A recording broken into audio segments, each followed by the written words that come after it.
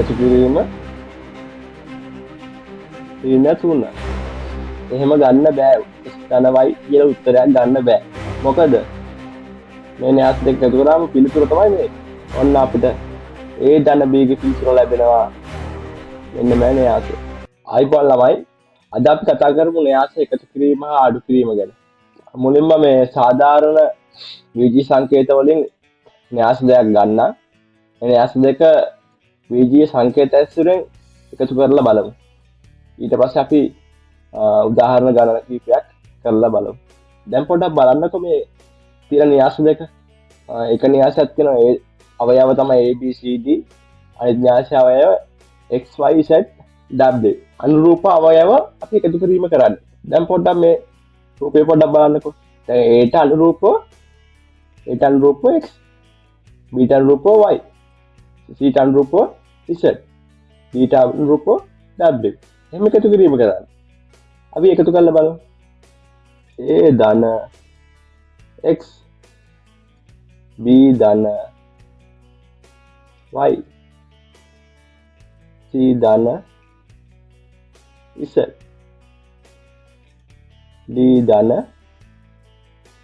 w. ඔන්න මේ න්‍යාස දෙක එකතු කරාම පිළිතුර තමයි මේක. දැන් බලමු අඩු කරාම කොහොමද කියලා. අඩු කිරීමේදී කරන්නේ ඒ අවයවය සැලකුවා ඊට අනුරූපව මේ න්‍යාසයේ අවයවය තමයි x. ඒකෙන් x අඩු කරා. b ගෙන් y ඒ විදියට අනුපිළිවෙලට අඩු කිරීම කරනවා. දැන් a අඩු කිරීම x, b අඩු කිරීම y, b ඍණ y, c ඍණ z, d ඍණ w.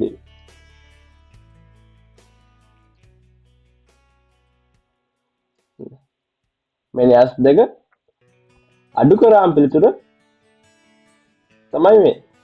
ඔන්න මම න්‍යාස දෙකක් ලියාගත්තා. දැන් මේකේ ඒ න්‍යාසය ගණන් බීජ න්‍යාසයේ පිළිතුර කීයද බලමු. a එකතු කිරීම b 3 එකතු කිරීම 1 වෙන්න ඕනේ. 3 එකතු කිරීම 1. ඊළඟට ඍණ 5 එකතු කිරීම ඍණ 1. ඍණ 5 එකතු කිරීම ඍණ 1.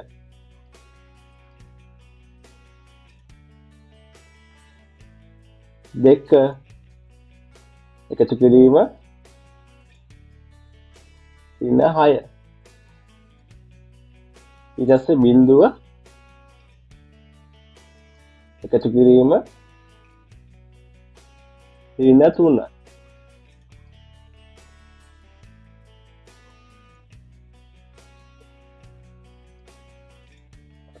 මේ ටික සුළු කරාම පිළිතුර අපිට ගන්න පුළුවන්.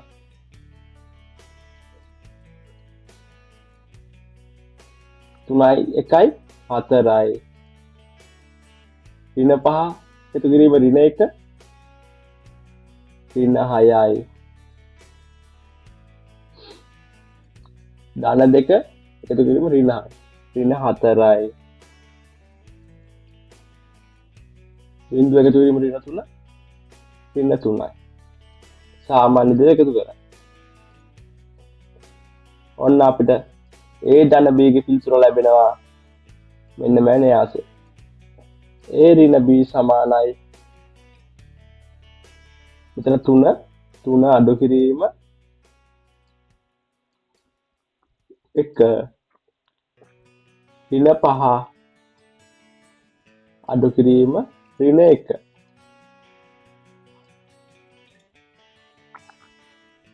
දෙක අඩු කිරීම ඍණ 6.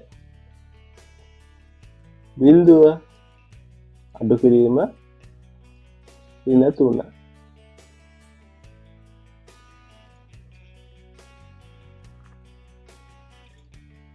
සුළු කරලා පිළිතුර ගන්න පුළුවන්. 3 එකක් ගියාම උත්තරේ 2යි.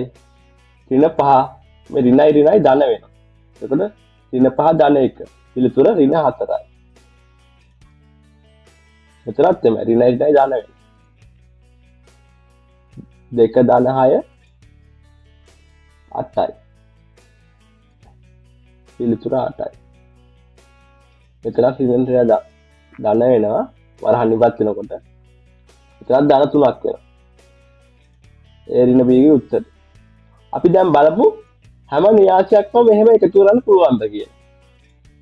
දැන් මේකේ අපි A න්‍යාසයේ ඝනය ලියාගත්තොත් එහෙම 2 ගුණ කිරීම 2. B න්‍යාසයේ ඝනය ලියාගත්තත් 1 ගුණ කිරීම 2. මගේ ප්‍රශ්නේ තමයි x ධන y. එහෙම ගන්න බෑ. x ධන y කියලා උත්තරයක් ගන්න බෑ. මොකද මේ x ගේ අවයවයන්ට අනුරූප y ගේ හැම අවයවයක්ම තියෙනවද? තියෙනවා.